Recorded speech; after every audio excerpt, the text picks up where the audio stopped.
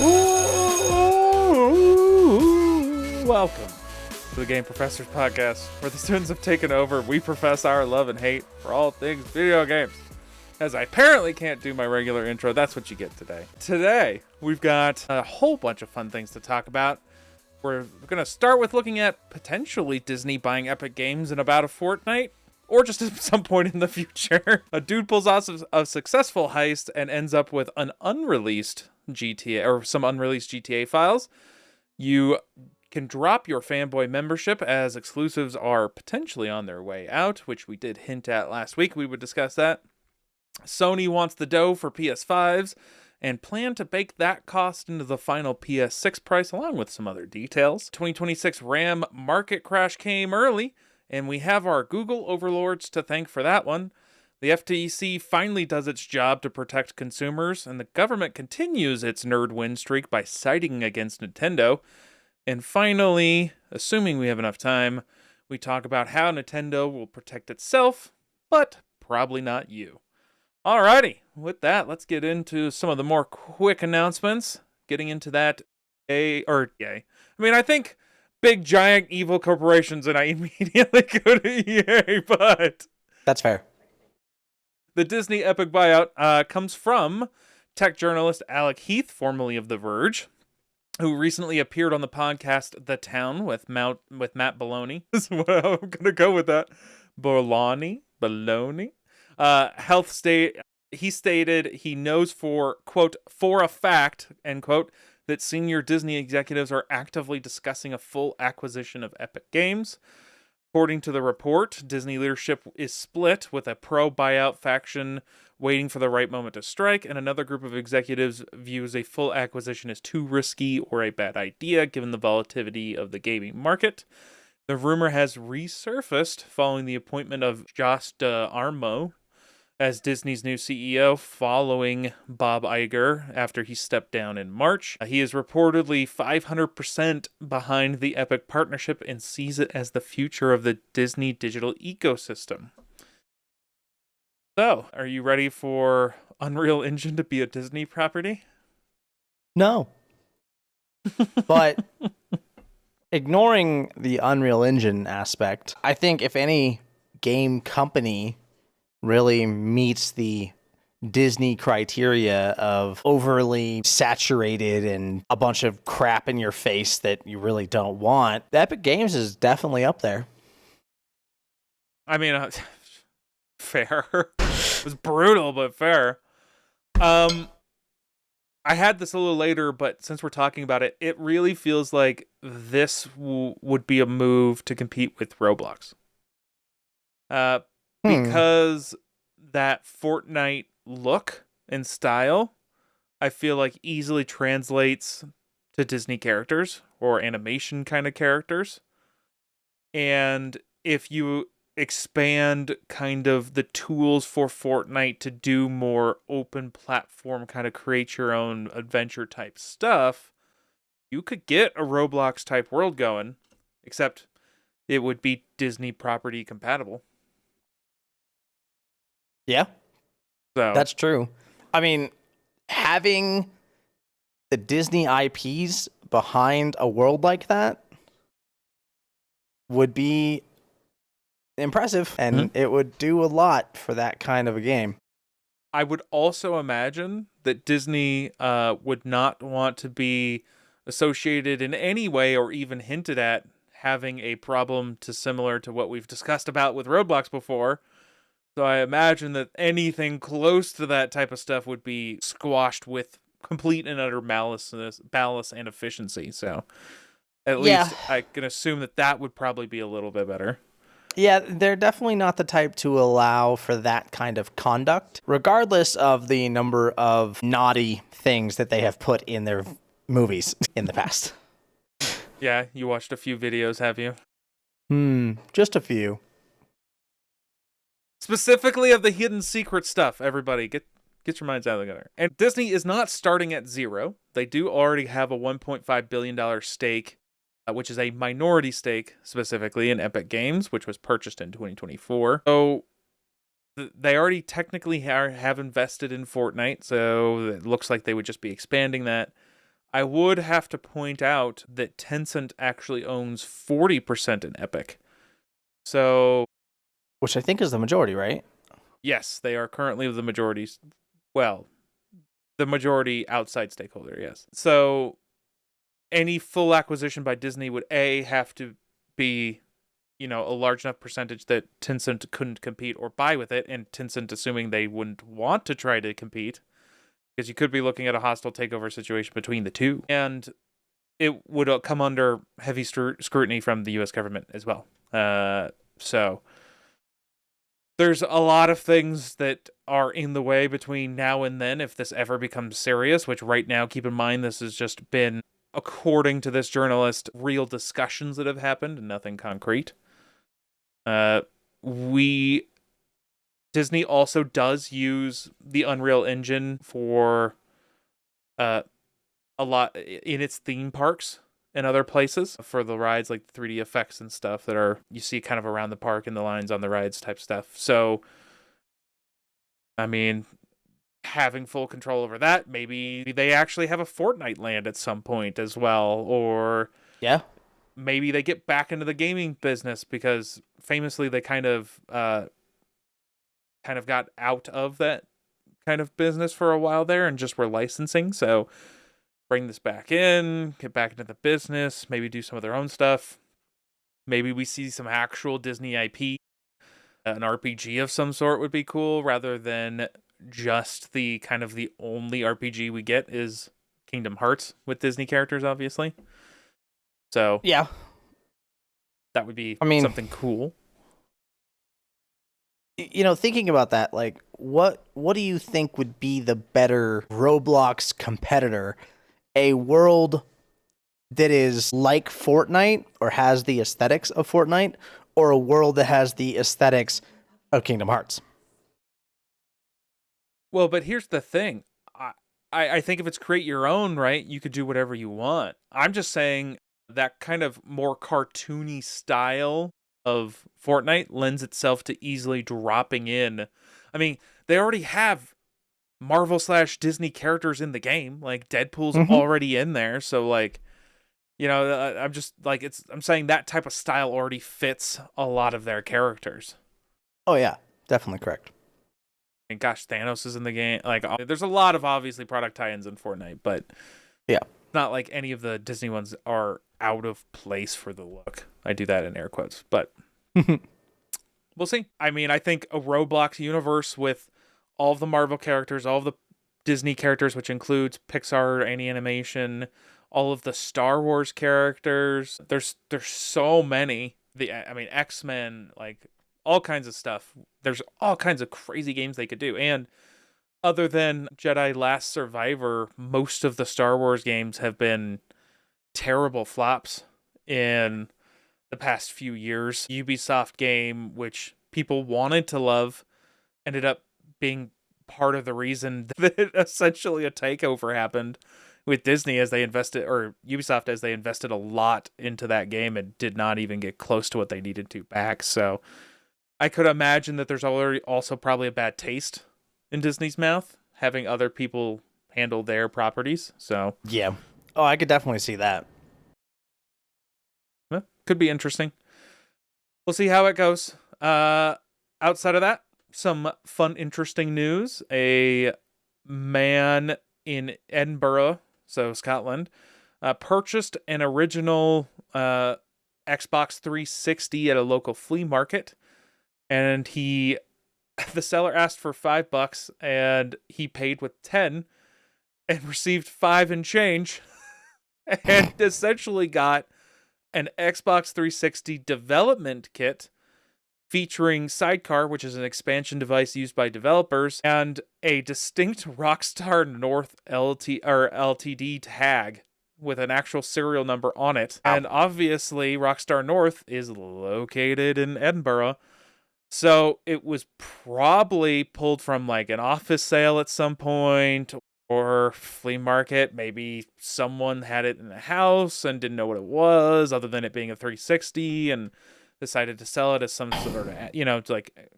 clearing out a house, a storage unit, anything. Anything could have happened because this is local. And on the hard drive was a prototype build of Grand Theft Auto 4 dated November 2020. Wow, I can't say 2020. 2007, which was about 5 months before the game's official 2008 release. And the full dump of the drive was titled Great Stealing of Vehicles 4 XDK. Great Stealing of Vehicles 4. So the full size ended up being about 118 gigs, which for this time is obviously massive, especially because it's a development kit, so nothing's compressed. And the build was partially wiped and missing some critical assets, making it difficult to play the standard game. However, some people who got into it after this came out and it was posted online and made the files made available, extracted some very interesting stuff. So apparently, in development at one point was a asset called Zom or Z Resurrection.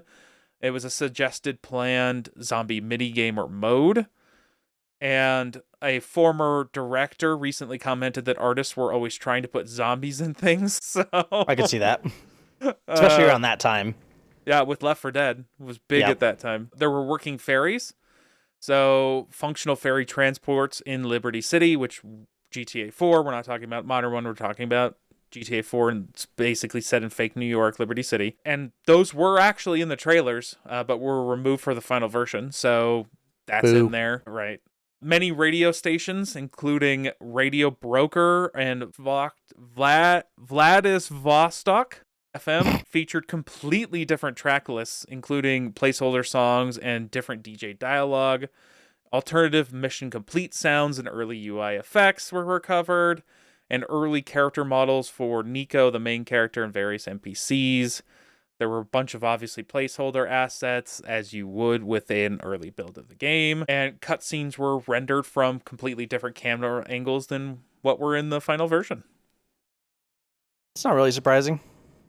No, but it is kind of cool having this kind of throwback look into the past of something that anyone who was outside of the studio would have never seen or known. So, and it's basically 2 decades after the game came out, so it's kind of fun. Outside of that, I think we're done here, but I just love this kind of fun little interesting story. So I say we move on to some gaming history.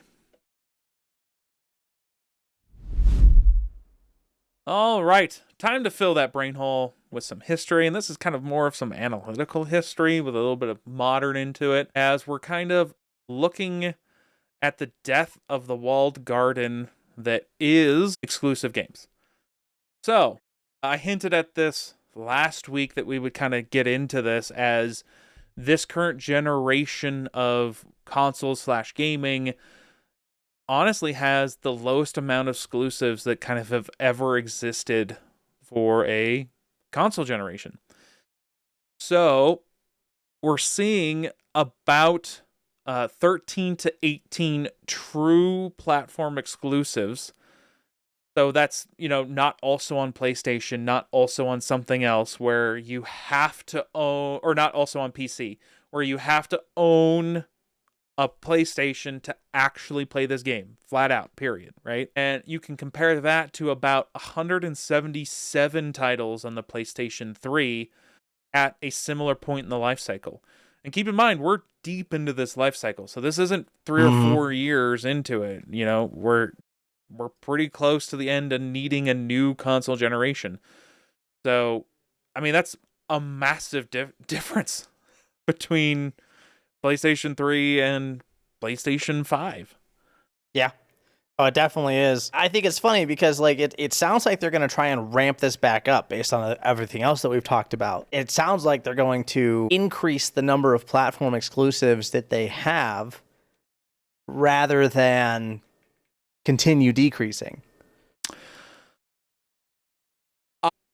I think we'll get into this a little bit more too with the pricing, but I don't see how they fully do it. Yeah, me neither. Because that would need to mainly come from internal studios. And game development takes one of the other things here is game development takes so much longer now, too. Just on True. average, I would say, because I'm not going to count like massive RPG and Bethesda games, because those have always taken a long time.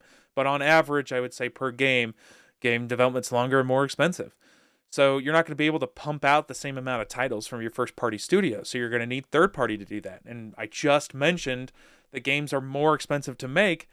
And I'm not sure that unless Sony's footing the bill and giving a really sweet deal to, a company, that you're going to be able to make your money back being only on one platform.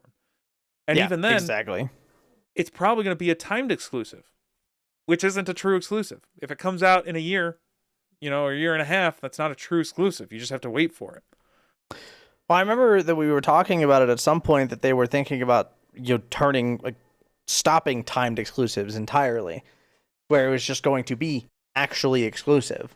Yeah, that's the rumor at the moment, that it's going to either be actually exclusive or they're going to increase the duration to like 2 to 3 years of timed exclusivity. I mean, we talked about it then, but I'll just repeat it here. They're stupid. Yeah. Like, I don't see... The market and development scene is not conducive to making profitable exclusives. They can be profitable for the platform holder by adding value to the platform, but from the developer/publisher standpoint, I don't see it being a profitable endeavor to go down the exclusive path. Now, short-term exclusive?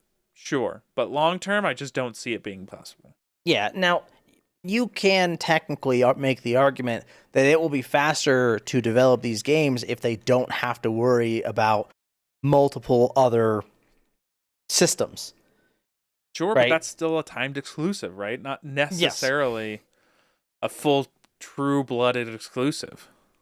Right. If they were to do a full true-blooded exclusive, I don't think that really makes a difference, because most of their temporary exclusives were not ported by them in the first place.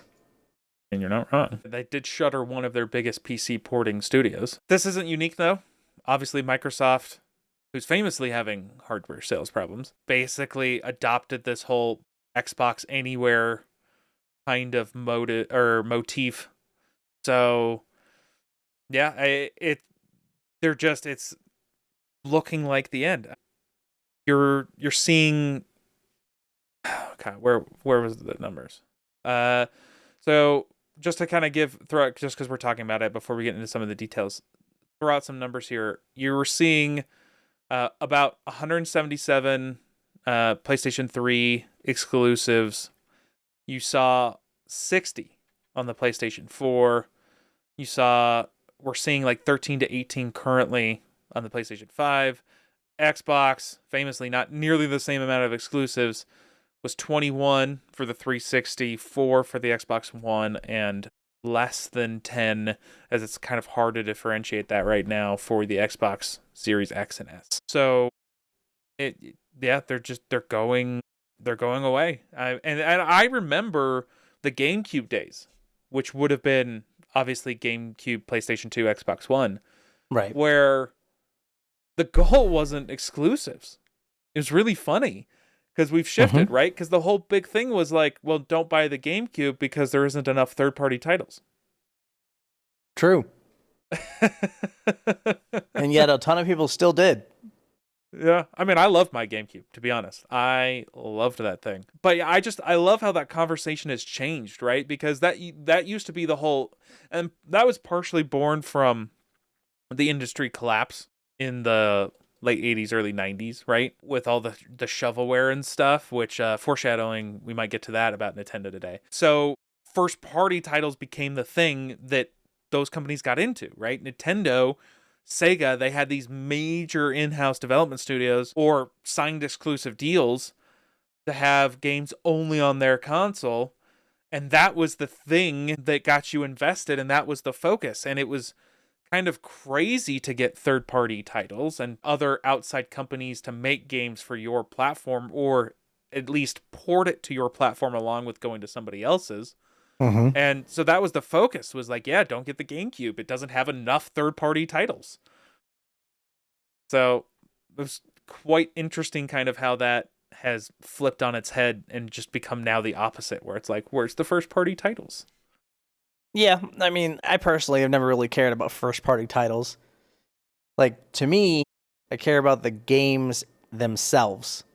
I don't care who made them, not generally, and I really don't care who published them, nor do I really care what system they're on, except for, like, they should be on PC at the end of the day. They should be on, well, to not put words in your mouth, but they should be on the system that I own, right? Which can be applied to everybody.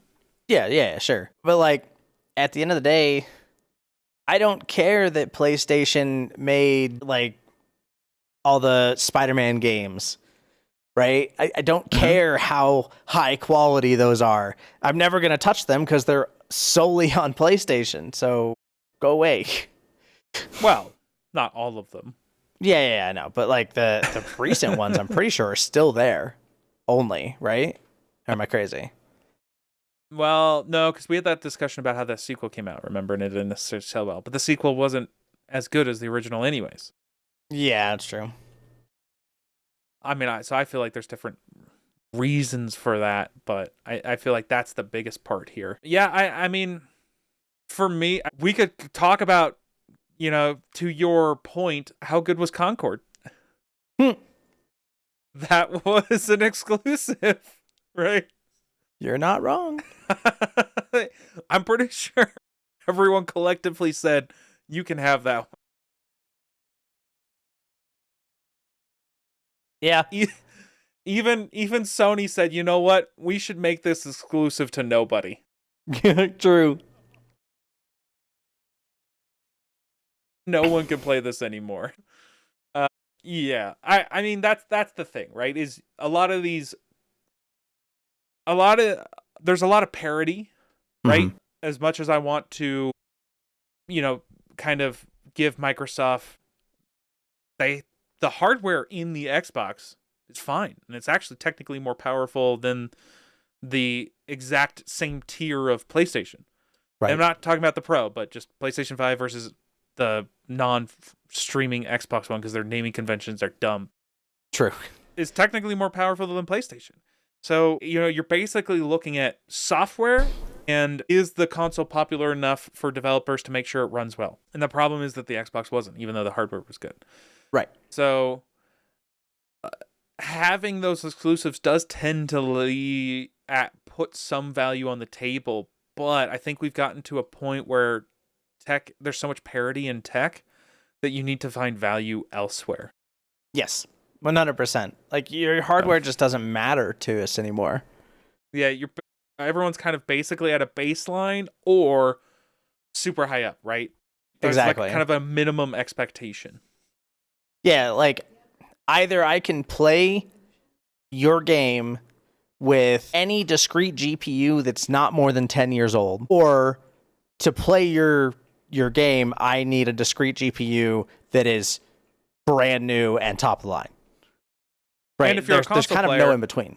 The game needs to be smooth, right? Because they're going to look very similar, so it needs to be a smooth, non-crashy experience. Yep. Yeah, 100%. And I mean, I've always hated the fact that a lot of the consoles have been locked at like 60 or even 30, depending on the console. Yeah, for a long time it was 30. Yeah. Oh, I mean, the Switch was 30. It drove me insane. The Switch also had heavily downgraded graphics on top of that. Yes, that I'm aware of. I don't know. I think, playing devil's advocate. Okay. I think that if Sony was to lean into more AA games rather than trying for all of these big AAA games and making those AA games exclusive, right? Games that take an actual developed studio, 2, 3, 4 years to make maximum, and then just start pumping those out constantly, then maybe you can bring back that exclusivity idea. But until you do that, right now, no one sees the benefit. And here's the argument against exclusivity.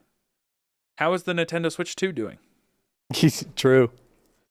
Because they've cut production by 33% for the Switch 2. Mm-hmm. The problem is that there isn't a big enough incentive for people to switch immediately from the Switch to the Switch 2. Because you have that entire library of old school catalog games, albeit paid for by subscription, which is so dumb.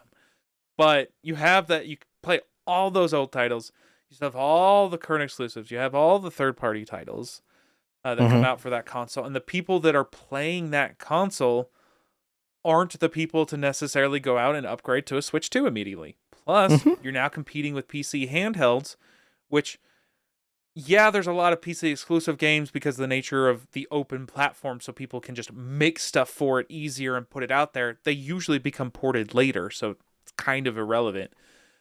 But you're now also competing with that handheld market, right? So I would argue that exclusivity isn't the same driver that it used to be. There are so many choices nowadays. There are so many games that are being made. There's so many indie developers. There's so many things to occupy your time that exclusivities matter way less than they did back in the 2000s. Yeah.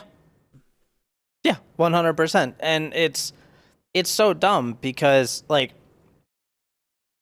the problem with true exclusivity really comes down to if you don't have an amazing, like, game that is, like, Expedition 33 quality and interest, then no one's gonna buy... Because, like, if it's just one game, right? Then it becomes that game isn't worth the 60, 70, 90, whatever dollars, right? Yeah. It's that plus the $700 for the console. True. Right? Which so now that one game, that one game costs, $770 effectively. Yep. And yeah, 100%. There are very, very, very few games that anybody is ever going to pay that much money for. Nope. Unless they buy into Star Citizen, then we don't talk about those people. It's why, and we'll get into this because we have a whole segment talking about console prices throughout the years. But it's one of the reasons why some of the most amount of the sales of the console came midlife, right? Like 2 years in onward, because there were games to back it up.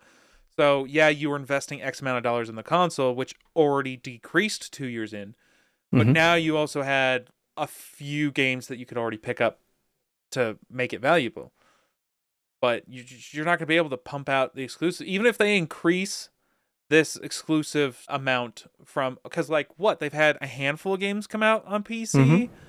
So if we add 10 more titles to that, that's, we'll go on the higher end and say that's 28 titles. Yeah. So you're talking what year was PlayStation 5? Was that 2013? Something like that. Sounds right. So you're still only talking a handful of exclusives each year. Yeah. Oh yeah, absolutely. Well, and one of the flip side of that too. Oh god, I'm thinking PlayStation 4. Oh, you were. Yeah, 2020. 2020. Man, wow. I mean, it's still 6 years, right? Yeah. I mean, 5.5, whatever. Don't care. We're going with 6. But like, the problem with exclusivities is that if they're multiplayer, they will flop. True. If they're single player, I have no rush to buy it now. And even the rumors about PlayStation backing away from PC include that they're not going to do it for multiplayer games. So it's only going to be single player games. Yeah. So, I mean, Nintendo is a great example of this. Why would I buy a Switch 2 right now and buy all of their exclusive games right now? The few that exist, right?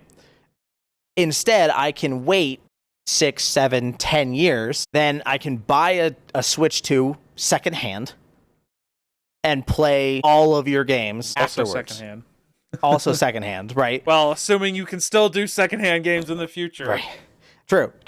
But even if you can't, right? sure Why they'll would be I on sale. spend exactly? Well, theoretically, Nintendo doesn't like to put their first-party games on sale.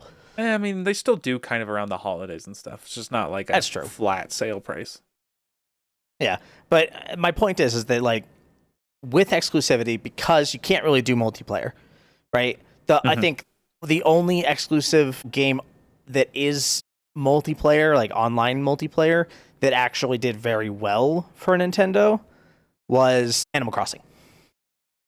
Well, Super Smash Brothers, Mario Kart. Yeah. But like, I don't know, because at the end of the day, like Super Smash Brothers and Mario Kart, they tend to fall under I'd prefer to do it LAN style. Sure, but there's a lot of people that play those online. But Yeah. the counter argument is, how many Smash Brothers have there been for the Switch? I'm not even talking about the Switch 2. How many Smash I have Brothers no games idea. are for the Switch? Pretty sure it was the one. So, Fair. like, you have the one title, right? Yeah, that'd be true. So that's an incentive, but it's not like the high-end incentive. Yeah. But again, though, we're also talking about the game with the console with the most exclusives, with the most single-player experiences, with the most prestigious single-player exclusive experiences. So, like, that's the cream of the crop there. Yep. So, but, and we're still talking like, But nothing's stopping me from just doing it later. True. 100%. Right? And, like, you look at PlayStation, which is exactly what they did, because, like, Death Stranding and Death Stranding 2, the answer was, okay, I'll just do it later. And even at the inflated price, though, still cheaper. For $450 with price increases is essentially what 33% cheaper than the new PlayStation prices, which again we're just about to get into that. So like, yep, you're still talking about a way more attractive thing than necessarily a PlayStation, if your goal is exclusive experiences. Indeed. So yeah, I don't see how this works out for them. I mean, I don't think it's the way to go. We've already kind of gone down that path below, but I think it's just the point here is that exclusives are a thing of the past. You're not going to be able to bring this back to even close to PlayStation 3 levels, and definitely not PlayStation 4 levels. Like you're not going to have 60 like true exclusive titles for the PlayStation 5 by the time the PlayStation 6 comes out. Unless you're planning on having 40 titles in the next potentially 2 years. Well, and that's the second problem too, is like you release these first party consoles and you have what? 2 games on them? Like, why would I buy that? No. It's dumb. Not everybody wants to get into a PC, so I get why we're not talking about not understanding why people buy consoles in general, right? We understand that consoles are attractive for a reason. Yeah. But I'm not convinced that exclusives are the main driver for this. The PlayStation 5 did so many things better than the Xbox, and the Xbox had terrible marketing and announcements and stuff on top of that. Yeah. And yeah, the exclusives did help, but I think the major driver was just a much better ecosystem at the time. I mean, on top of that, the reason that people buy consoles, right? If we had to guess as PC gamers, it would be simplicity, plug and play. Well, what happened in the 7th generation, right? The original Xbox was new to the market. That was 6th generation. PlayStation was utterly dominant by every metric.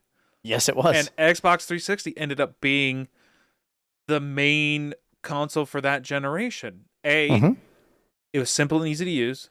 B, had great and fun multiplayer games, which was unique at the time. Internet multiplayer games, not LAN. Yeah. And you're talking about a system that also was very competitively priced. Yes. For what it offered. So it was this nice trifecta. And we already talked about the Xbox 360 had about 21 exclusives to the PlayStation 3's massive, like over 100. So Like, if exclusives were the thing that made the difference, PlayStation 3 would have been the dominant console that generation. Now, I do believe in the end, PlayStation ended up overtaking it, but it also got really cheap at the end. And so people bought it up towards the end of its life cycle, Heru, to your point, to play that back catalog of exclusives. But for the first 5 years, it wasn't a big enough driver. Yeah. So, because there's no reason. And with the Steam box, I'm going to continue calling it, coming out, like, PlayStation is just screwed. Because that simplicity, that plug-and-play aspect will be right there with a PC catalog. I mean, I don't think PlayStation is screwed, but I do think that PC will become way more competitive for the average gamer and average consumer than it has ever been before. So it will be, I mean, if Microsoft continues not doing well, it will be the next competitor for Sony. Oh, yeah, absolutely. All right. Alrighty. Let's move on from the exclusive discussion, and let's get into the kind of the second half of this discussion in business and econ as we talk about pricing. Alrighty. Getting into some business and econ discussions, as Sony has announced essentially that the luxury era of console gaming is starting, as they are following Microsoft in having multiple price hikes in a short-ish window, effective Thursday, April 2nd. So, as of the day that this podcast comes out, it will be your last day to get a PlayStation 5 at a reduced cost. Starting, I think October 3rd. The PlayStation 5 Disc Edition will be going from $500, and this is all in USD, $550 to $650. The digital edition will be going from $500 to $600. And so that's a $100 increase for both of those models.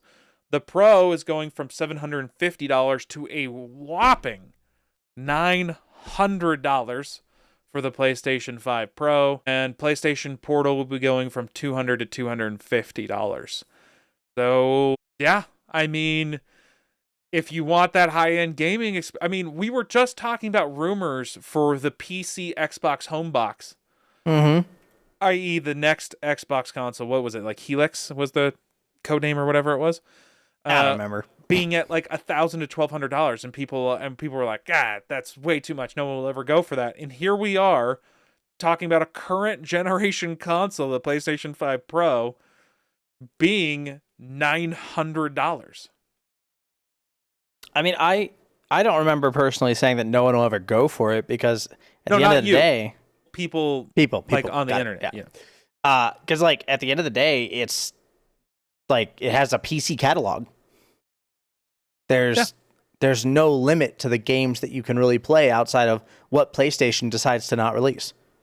I mean, there is historical evidence for this, and we'll get into the kind of the inflation numbers in a minute. Yeah. But the PlayStation 3 originally suffered because it had such a high price tag when it initially came out. And so I get why people are like, yeah, well, at this close to $1,000 price tag, they're going to struggle, which, sure, I'm not going to disagree with you. But also, if that's your only option, like, they're going to force your hand. True. So, I just don't see it.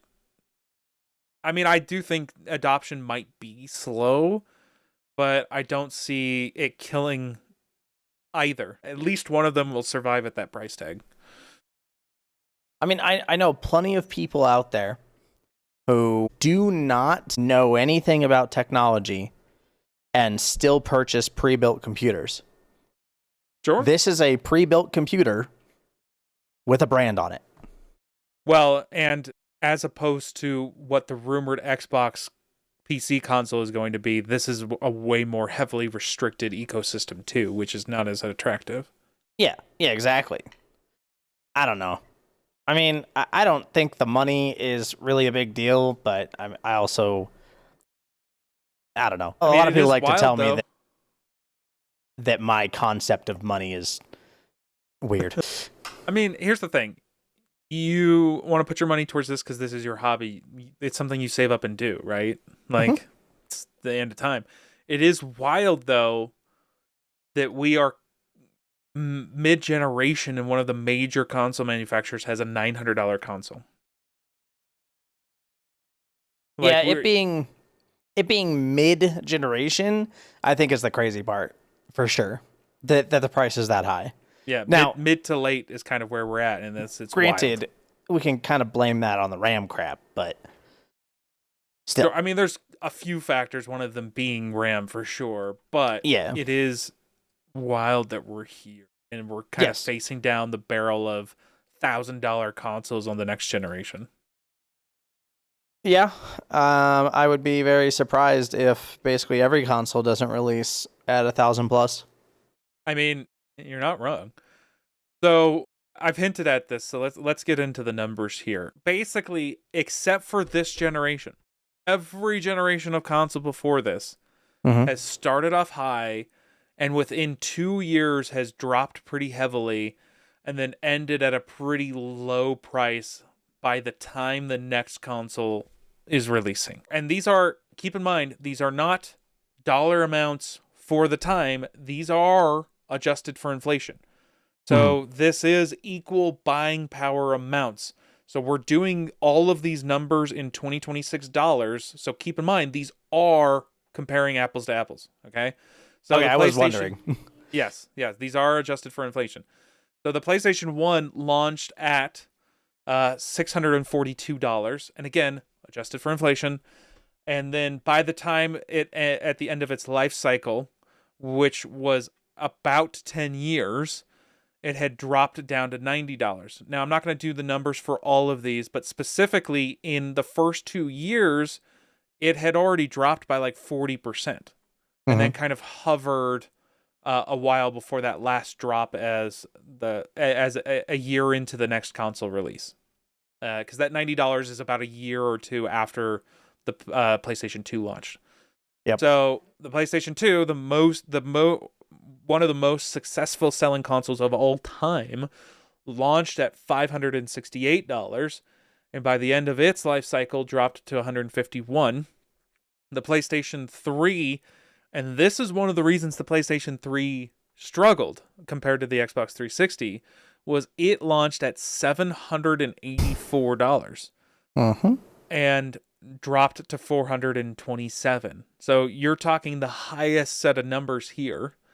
The PlayStation 4, much better, and similar numbers to the PlayStation 2, which, shocker, PlayStation 4 was very successful, launched at $560 and dropped to $382 by the end of its life cycle, which is not nearly the same drop that we saw. And the PlayStation 5 launched at $633, which puts it above PlayStation 2, but similar to PlayStation 1 numbers.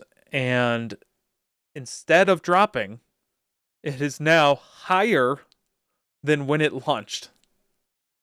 Sitting at, obviously, we just said $650. So a $17 increase adjusted for inflation over its original launch. That is wild. So there is, all the things we've talked about, waiting mid-generation. One of the things that made that attractive was the console was usually at minimum 30% cheaper a couple years in. And the last couple of generations, that hasn't been true. PlayStation 4, that wasn't quite true. It was only 2 years in, was only about a 15% drop. And the PlayStation 5, obviously, we just said, is more money than when it launched. Yeah, it's all dumb. I don't understand how a lot of these companies don't realize that if you price something competitively, it'll get purchased. Yep. Like, are you trying to sell a console and make all your money back in, 1,000 consoles, or are you trying to sell a console and make all your money back in 10,000 consoles? True. I mean, and Sony learned this with the PlayStation 3, because that number I gave you for the PlayStation 3 is the lower end storage model. The higher end storage model, adjusted for inflation, was about $900. And all it was more storage. So, and the console suffered. And it's one of the reasons why in the first 4 years, it went from that $900 price tag down to about $450 in the first 4 years. And that's when it started to become successful at that price point. Yeah, I find it really funny because I've owned a PS1, a PS2, and a PS4. Right? Yeah. I skipped PS3. Take a guess why. And I skipped PS5. Take a guess why. Because, like, PS3 came out, it was 2013, right? Or is that 4? No, that was 4. That's 4. Yeah. So PS3. So, yeah, PS3 was probably around the time that I really got deep into WoW and PC gaming in general, right? The reason that I even purchased 2006. That tracks. I got into WoW in 2005. Yeah, So with the PS4, the only reason that I purchased one was because Monster Hunter World. Yeah. Because it was a timed exclusive, and I was not going to wait a year for a multiplayer game. And to be clear... That wasn't at launch, though, right? Like console launch? No, it wasn't at console launch. When did that come out? 2016, somewhere around there? So that would have been 3 years into its life cycle. Yeah. Granted, me and my partner at the time both bought PS4 Pros. So, ooh, Richie Rich over here. Yeah. But like PS5, why would I buy one? As a PC gamer, you have nothing that's interesting to me. And I think that's really where it's at, right? They're hoping that the things that they have interest enough people that they'll spend an astronomical amount of money on a fancy computer that's in a box with a brand on it. I think you pointed out that it either has to be like their favorite game of all time, or your console price has to be low enough to make that make sense. Because I've only owned 2 PlayStation consoles.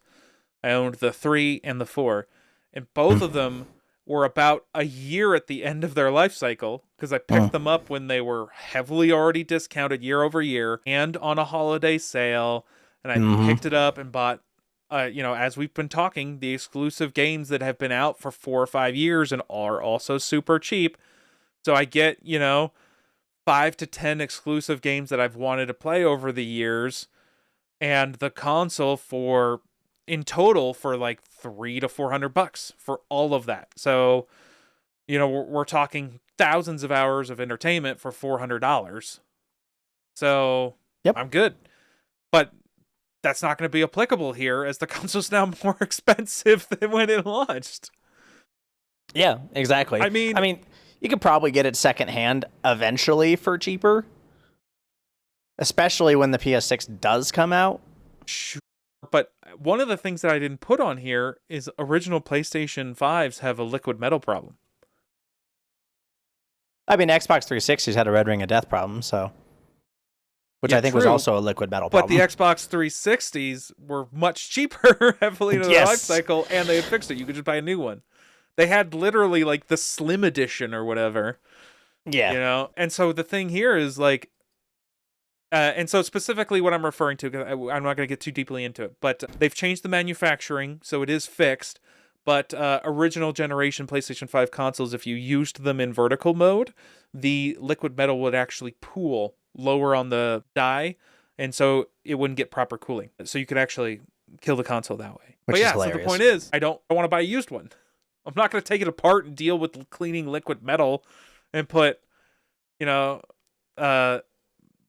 just a PTM pad on there to deal with it, or a new application of liquid metal. God forbid. I don't want to do any of that. Yeah, nope. I'm good. Thanks. And considering that it's still more expensive than when it launched, the secondary market isn't going to be as cheap as it would be if the consoles were also much cheaper. Yeah. Oh, yeah. You're definitely right.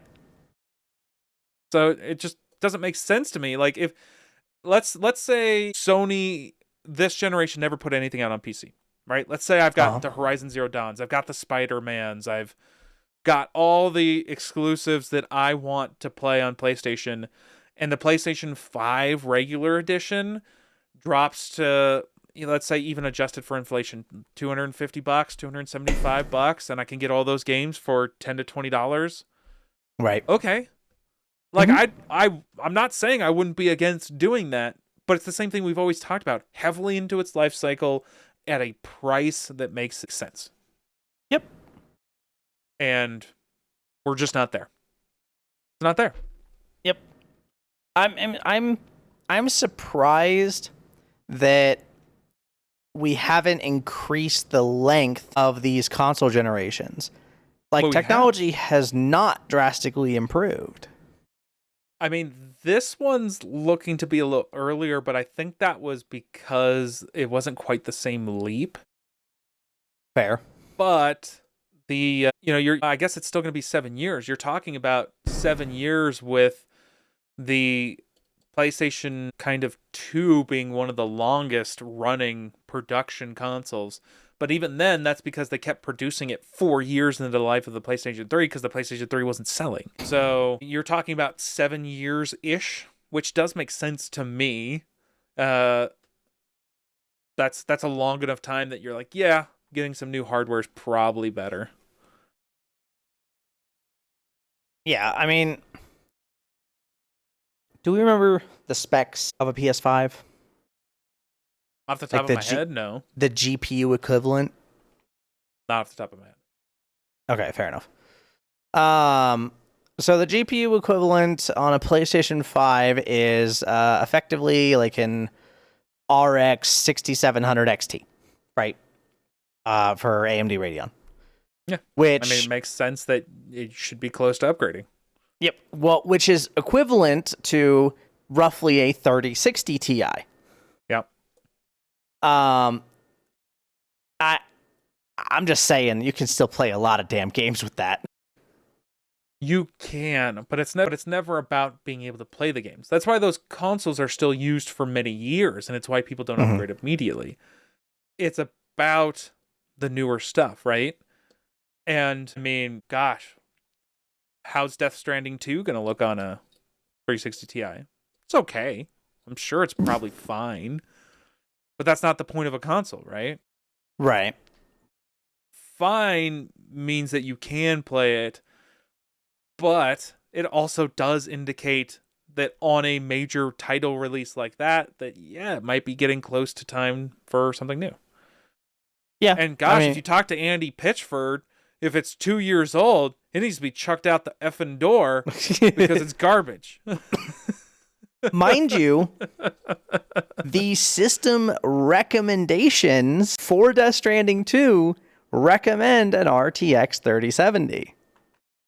But I think that's the point, right? That's technically the equivalent of what a PlayStation offers. Yeah, sure, but that's the recommended. The minimum is a 1660. Yes. My point is, like, you're going to be able to play it. We don't need any new hardware. We're playing at the minimum. No, but like my point is that you'll still be able to play it. You'll still be able to enjoy the game. You're like, yeah, but it's never about just being able to play it, right? It's about having. Look, people can only afford what they can afford. I'm not crapping on anybody that has a 360 Ti and that's all you can afford, because you got to live within your means and you can enjoy what life offers you at that level, right?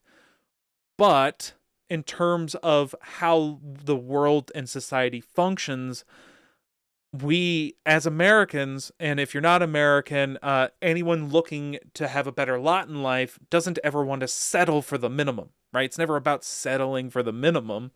yeah. Like, even recommended, people are like, oh yeah, well, I want the best. Well, not everyone gets there, but at least getting to the recommended kind of areas where you want to be. And we're not talking about a new PlayStation this year. We're talking about potentially a new PlayStation in 2027 or 2028. So you're 2 years from now, which are we happy with a 360 Ti 2 years from now? I mean, probably not, no. Yeah. But what are you going to put in there? An RTX 5070?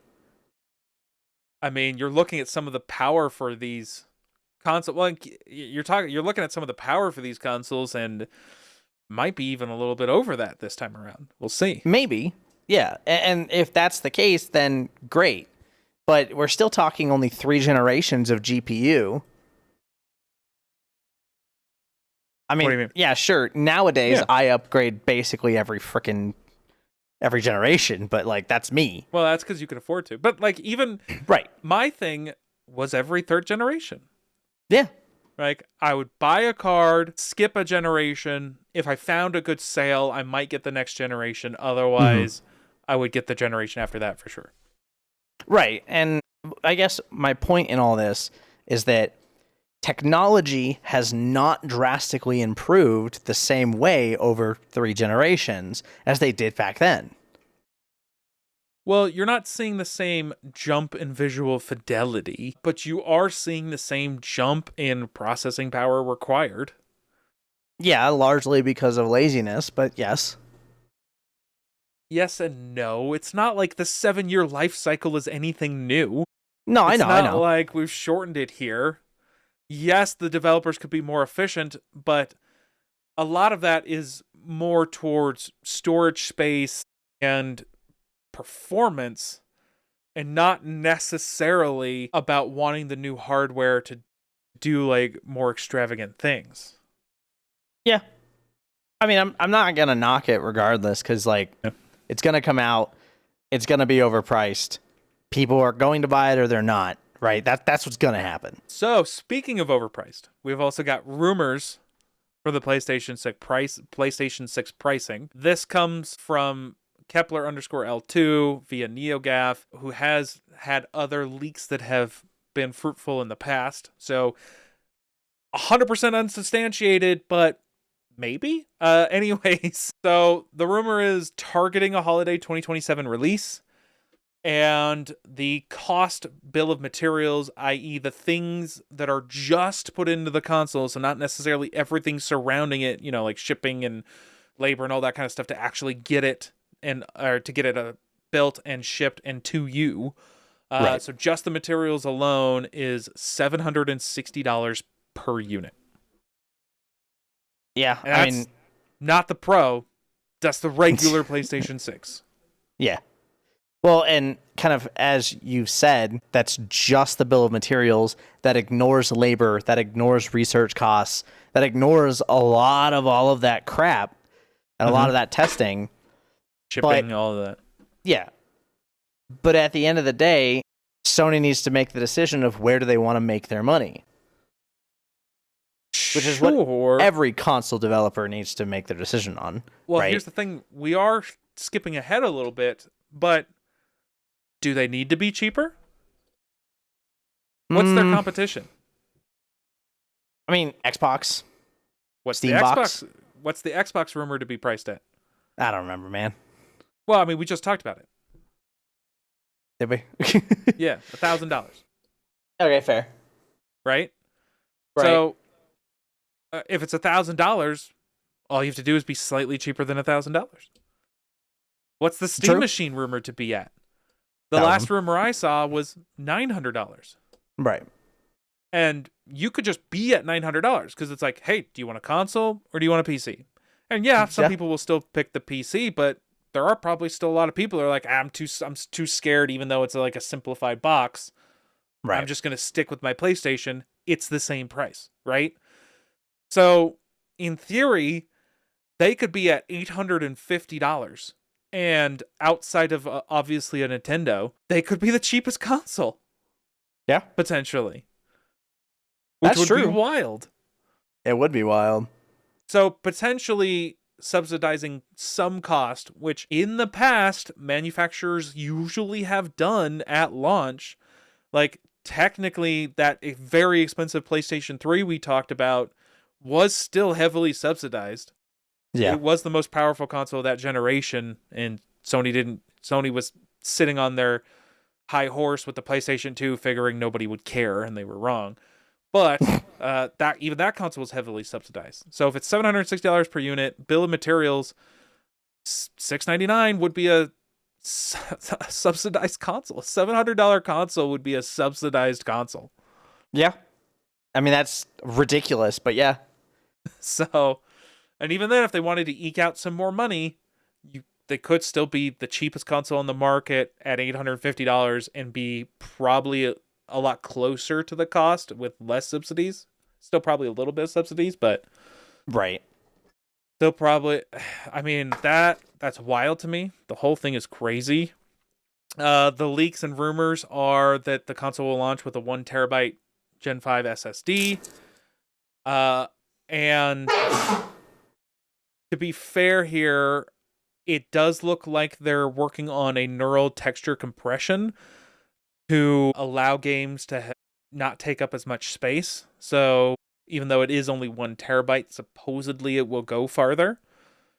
So we'll see if that actually happens or not, but that's what it's looking like. And the example that was given was using, again, neural texture compression, which is an AI kind of compression system, could potentially shrink a 150 gig game down to 21 gigs. So potentially would actually go the distance. We'll see how it goes.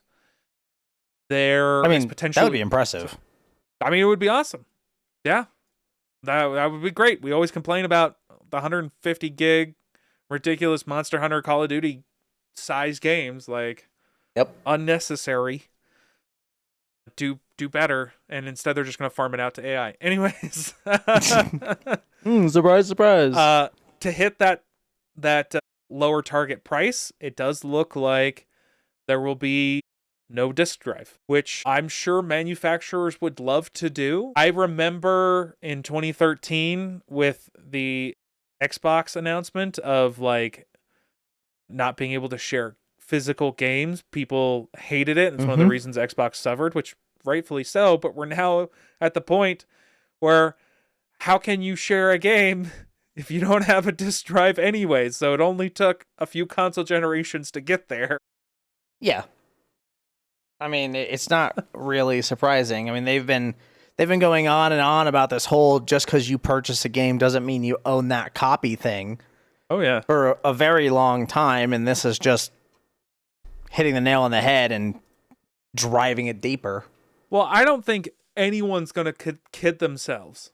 I don't think anyone should be able to kid themselves and believe that 2012 or 2013 E3 announcement where Sony dunked on Microsoft saying you can share games with a PlayStation 4 was, altruistic.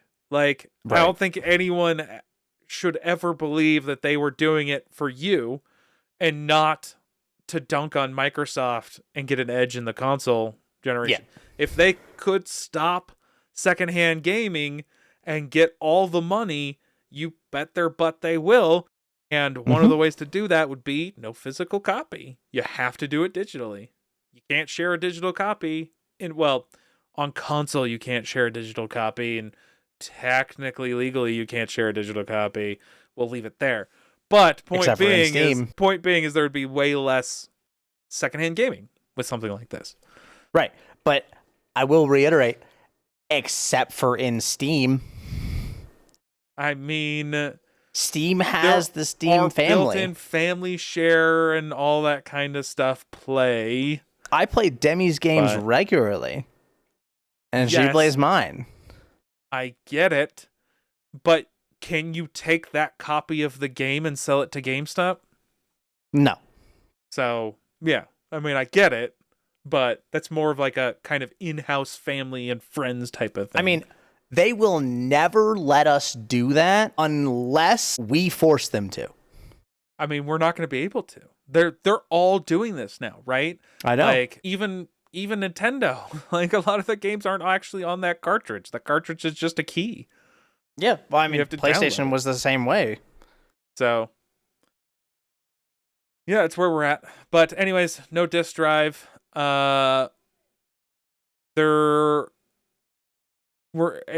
looking like an interesting console generation, so we'll see how it goes. What the base entry or the barrier to entry is going to be.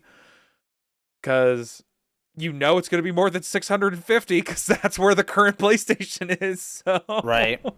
It's not going to be cheaper than that. Yeah, it's going to be wild. And again, like, they're going to have to compete with the Steam frame. Unless Xbox comes out and does something amazing and the console is super attractive because they have a specialized version of Windows so you get more performance. Probably not going to be able to compete on the same level. So, we'll see. Yeah, probably not. All right. let's get into the next segment as we move on from PlayStation craziness into shop class.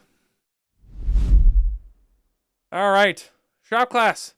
I just put this in here because we're talking about RAM and specifically some interesting software from Google, but it does look like maybe not quite ending, but the kind of RAM has dropped and or somewhat stabilized. Actually, today saw a few sales, and I know Tiger sent me a couple sales for RAM, like a 32 gig kit for $250, which is the best price it's been for a while. Yep. So that's awesome. And the reason, and we're seeing like even Micron shares dropped 20%, because remember, they got out of the consumer market.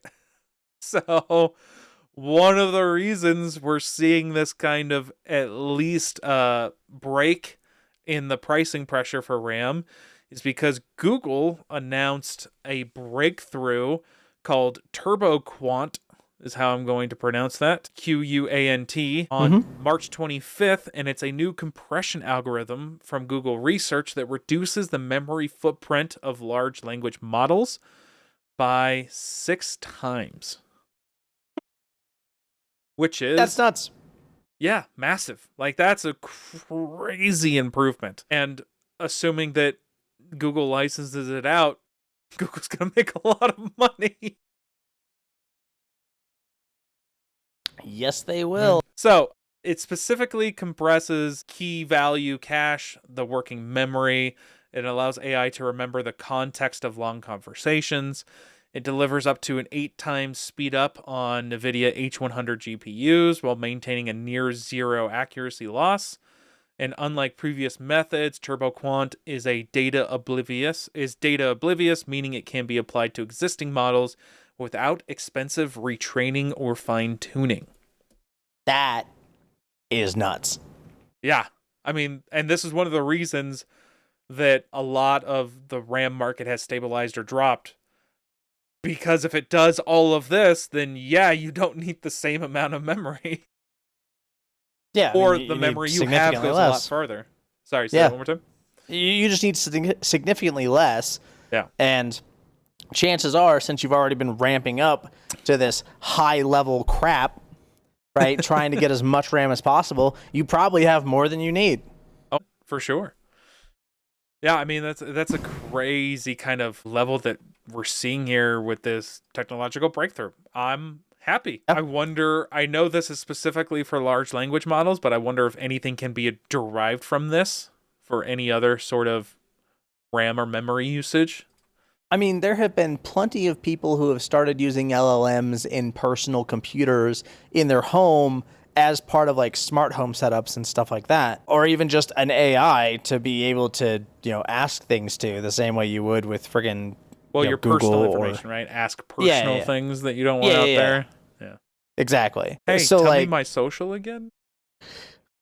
Bro, if that's what you're asking your own local AI for, I'm going to need you to figure it out.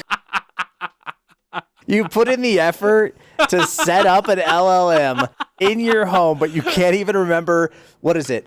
4, 6, 9? Yeah, 9 numbers? Come on. It's less than a phone number.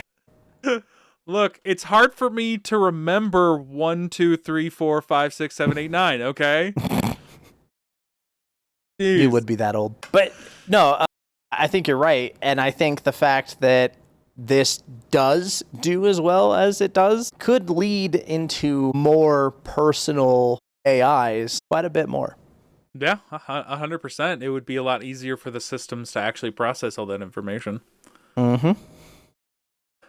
Yeah, it'll be interesting to see what happens with this. I think another thing and rumors that were popping up, so I'm only going to touch on it rather than getting into it, but OpenAI, aka ChatGPT and other stuff, actually is the main reason for this heavy increase, as they went to both Samsung and SK Hynix to buy basically 40% of the world's DRAM supply. Now, the rumor is that these were non-binding agreements. So they could potentially fall through, and there has been some funding issues with OpenAI, and if they fall through, potentially you could see a flood of RAM onto the market. So we'll see if anything happens with that as well. But this is great for gamers. So hopefully we'll see.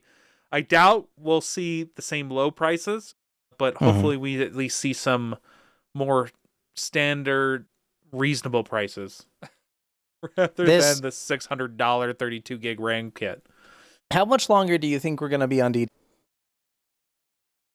I would say at least 2 more years. You think at least 2 more years? I would say another generation of CPUs, another Zen architecture for AMD. Because I do think, regardless of whether or not there's some RAM alleviation, there is an AI boom. And I don't think anyone is going to want to shift their memory production from business to consumer. And so if consumers can't buy, just literally can't buy, let's just say we skip 6 and go to 7, DDR7, like, it's not going to happen. Right. Again, that's assuming that we're skipping 6 at this point, which probably are. Yeah, I was gonna say with everyone with all kind of internal high-end hardware having GDR7 soldered onto the boards, seems like the way that it would go, anyways. But oh yeah, I thoroughly agree. It makes me wonder if this is the build that you would put, 120 gigs of RAM in your PC. Well, yeah, on like the next one, potentially. Yeah, exactly. But it would also depend on availability at the start. Because keep in mind too, like a lot of initial generation of CPUs on newer versions of RAM tend to struggle with bandwidth and right. Oh no, sorry, I meant lane usage. So I meant on DDR5. Oh, yeah. So, like, I mean, your final upgrade. A lot of recommendations are 32 gigs. What was the latest Doom? Hell if I know, dude. Doom Dark Ages. I'm pretty sure that their recommended spec is 32 gigs of RAM. Yeah. And that's just recommended.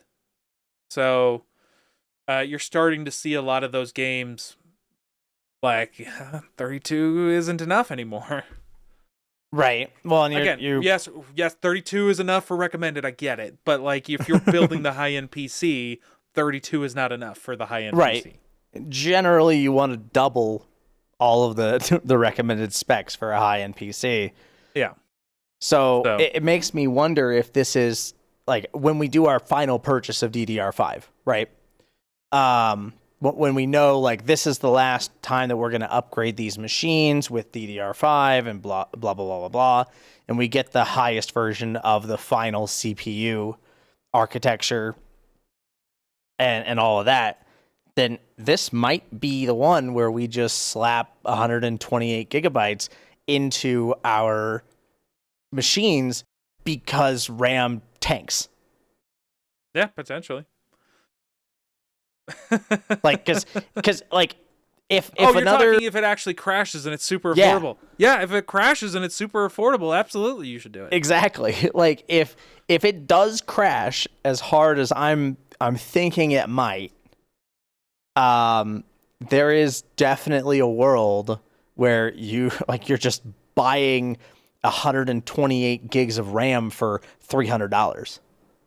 Sure. And at that point, it's kind of why not? I don't know if it will actually crash at the moment, though. True. It the AI boom would definitely need to slow down a bit for that to happen. Because one of the reasons prices got so high is no one could buy enough. So are they now meeting demand? Because if they're meeting demand, you're not going to get cheap prices, right? You have to have more product available than demand to get those cheap prices. I mean, so I think it'll still be a bit to get there, but I think we're kind of going to be at a new normal here for a while. Maybe. There are comments out there about how RAM is the price of RAM, namely in like China, is in freaking free fall. Right? It's just tanking, which, I mean, China's not the best comparison for the rest of the world, But if it's falling in a country that is of that size, it will probably fall elsewhere too. Keep in mind, they also have a new local manufacturer. True. That we mentioned a little bit. So that could also be a part of it. Having already dropped like some DDR5 32 gigabyte kits from 490 last week and now are showing up as like 370, that's $120 drop. Yeah, 100%. Well, but that's why I'm saying I don't think we'll go to pre-AI boom prices. I think we're gonna no, probably not at a new normal where maybe it's $200 to $300 for that kit. You know, maybe because I think I bought my RAM for like my 32 gigs for like 180, somewhere around there. But I assume it was also a nice higher end kit too. Oh yeah, it's I want to say 8,000, something like that. I don't fucking remember anymore. It was so many years ago. Yeah, I mean, yeah. So, I think we'll see. We'll see how it goes. I think more of it needs to happen before we can actually get a full crash, but at least it seems like we have some relief, which is good. Yeah. Oh, yeah. And, of course, we'll keep you updated. I mean, I guess if I decide to. Anyways, I might need the RAM for myself first, okay? I might need an extra week to gobble up. No, I'm just kidding. I mean, that's fair. Just tell me at least. No, we'll tell the people. They need to know. Most of them probably don't live near me anyways. Hi, Tiger. Anyways, let's move on to free period. All right, I literally only put these things in free period just because I didn't want to overload our other segments. So these could go in a few of the other segments, but they're here for now. So the FTC has basically targeted debanking practices from digital payment processors. So specifically on March 26th, the Federal Trade Commission, aka the FTC in America, Chairman Andrew Ferguson issued a formal warning letter to the CEOs of PayPal, Stripe, Visa, and MasterCard. The letters explicitly warn these companies against debanking, the practice of denying financial services to individuals or businesses based off of political beliefs, religious views, or lawful business activities, i.e. your interests. The FTC is grounding this warning in Section 5 of the FTC Act, which prohibits unfair or deceptive acts or practices if these platforms claim to be neutral but deplatform users for ideological reasons. The FTC argues they are violating their own terms of services and federal law. This also cites current President Trump from his August 2025 executive order titled Guaranteeing Fair Banking for All Americans Act, which aims to stop the weaponization of the financial system against law-abiding citizens. Now, that's a lot of information, and why are we talking about it? Well, because gamers have been affected. I mean, we've talked about games on Steam that have been effective and had to have been heavily censored or flat out removed from the platform because the payment processors either made Valve do it or refused to work with the company in question. Yeah, I hate it. Like, when this all came to be, I wanted something to happen. And really, what I wanted to happen was a complete dethroning. But I'm a bit extreme. That's just my personality, so sue me, I guess. Or sue them, because that's really what should have happened. Not unless you do something with Nintendo properties. Then you might get sued. No, I mean, I agree with you. Like, I mean, could you, like, here's the thing. You are a payment processor. Uh-huh. Like, you're handling money. Could you imagine the outrage if the government said, like, the U.S. government, like, I don't care what side of the aisle you're on. Let's say President Biden or President Trump said, you can't use your money to go see that movie because we don't agree with it. Yeah, I mean, you're turning into basically China. Yes, 100%. Like, that's literally what China does. They do it in a different way by saying, rather than you can't spend your money on it, it's we won't even let it into the country. I was going to say, it won't even be able to exist. Exactly. Yeah. So that's the way that they do it, but it is or you kind lose of the social credit equivalent. if you try to enjoy it.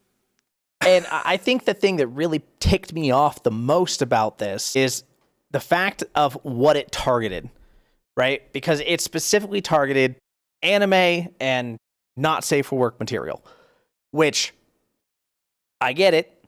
Some people are, I don't know, dumb. Is that the way I'm going to go with it? But imagine if it was something else. Imagine, and we could take this to the extreme. Imagine if it was just, you're a woman, you can't.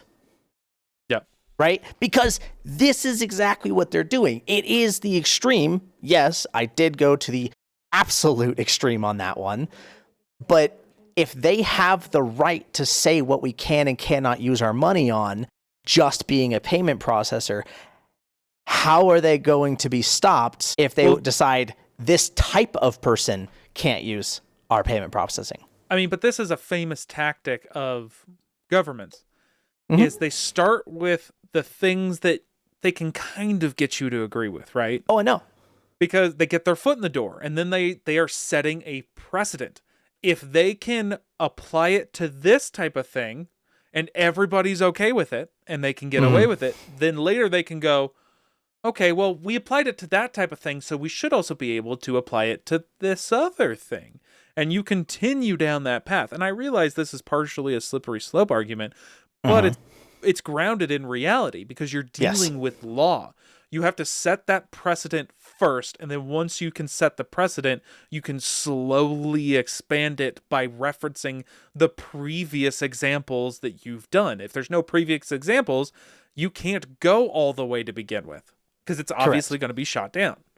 So they have to target something that is generally considered risque or less popular, or even simply just directly frowned upon, but not illegal. Which, I mean, anime and NSFW content, for a lot of people, is very frowned upon. But all I have to say about that is, you mind your own business. Yeah, but at the end of the day, you should be able to enjoy what you want to enjoy, assuming that it's currently legal and not like things that Roblox would let people do. Allegedly. I can't with you, Plague. We're never getting sponsored by Roblox, so it doesn't matter. True. I wouldn't want it anyways. I mean, like, at the end of the day, okay, there is nobody in this world that should be able to tell me what I can and cannot spend my money on, as long as that is legal. Now, granted, with that caveat, I'm basically saying the government can tell me what I can and cannot do with my money, but our laws are made by the people, sort of. Yeah. I think the thing we're basically alluding to here is nothing involving children, right? That's basically what we're alluding to here. So sure. Outside of that, adults should be able to enjoy adult things with other adults. This is 100% something that should be allowed, especially in the comfort of your own home and not out in public. Right. Like, the government shouldn't be involved in that. And which, even some of the games that were deplatformed from Steam weren't even, hentai or adult games. They were just games that were risque, to say the least, and probably borderline, but they weren't necessarily full-blown explicit. Obviously, there were those examples, but they were starting to go down this path of just being like, that's too risque, we're not going to allow it. Like, what are you talking about? I mean, it's art, right? And you can make the argument that it's art depicting a real scene that is too graphic and that real scene is illegal. But, like, there are movies and TV shows out there that feature murder on a regular basis. Why is it all of a sudden things that involve the things that we hide with clothing is a problem? But murder, which is the same level of felony, might I add, is all of a sudden you're not wrong. Unacceptable, right? It's the same level of felony. What the is the difference? There isn't one. It's just, I feel like it is based in some kind of religious BS, but I have no basis for that. True. But that's the way that it feels. That's the way that it comes off to me when anybody tries to chase down NSFW content, I generally suspect some kind of religious motivation. I mean, to me, I'm not even sure it's religious. I just think it's a exercise in control, right? Because as we talked about, that type of restriction and censoring tends to be way more accepted on explicit material than standard material, right? Yeah. So I think it's something that they know they can easily target. But either way, the point is, none of us agree with it. We don't want it. We're glad that it's going this way at the moment, and hopefully it continues to go down this path. Yeah. Your only job as a payment processor is to take my money and put it where it belongs. That's it. Your opinions or any of that, I don't care. No. Take your ridiculous 2 to 3% cut and and do my transaction and F off. Yeah, exactly. Alrighty. Well, with that, let's get into some other good government work. As the United States Patent and Trademark Office, the USPTO, has issued a non-final rejection, so there is recourse for this to be reversed, but it is initially being rejected on all 26 claims under Nintendo's U.S. patent 12,433,397, colloquially known as the Summon and Fight patent. The patent covers the fundamental mechanic of summoning a sub-character to battle on your behalf, either automatically or via manual player orders, the core loop used in Pokemon and Digimon and Yu-Gi-Oh! And yeah, a lot of games. Like, I know it obviously why this patent got filed in the first place is because of their fight against Power World, but like it's just absolutely idiotic. For 100%. So, in November 2025, USPTO Director John A. Squires, is how I'm going to say that, ordered a rare director-initiated re-examination following public criticism from IP lawyers, and this is the first such action by a director without a third-party request since 2012, so it's been a while. On April 1st, the examiner officially rejected the claims based on prior art. Nintendo has a 2-month window to respond to this non-final rejection. They can attempt to amend the language of the patent or appeal the decision to the Federal Circuit Court. I mean, I don't know what Nintendo could do. They could try to just spike this all the way to the end. I mean, it'll just keep getting denied. It really will, I think. I don't think it's popular public opinion enough, and everyone kind of looks at it and goes, this is too generic. If this was a relevant enough patent, why didn't you file it in 1998? Yeah, 100%. When you originally released Pokemon Red and... Is it blue or green? Something like that. It was green in Japan. Yeah. It was... That's when you originally released Red and Blue. And then Yellow. And then it was... Yeah. And then the original release of Pokemon was Pocket Monsters Red and Green in Japan. Oh, you're going off Japan, huh? Well, we're here in the U.S. We got that was 1996. That was 1996. That'd be a blue boy. All right. I know. Blastoise Blue that Boy. was 1996.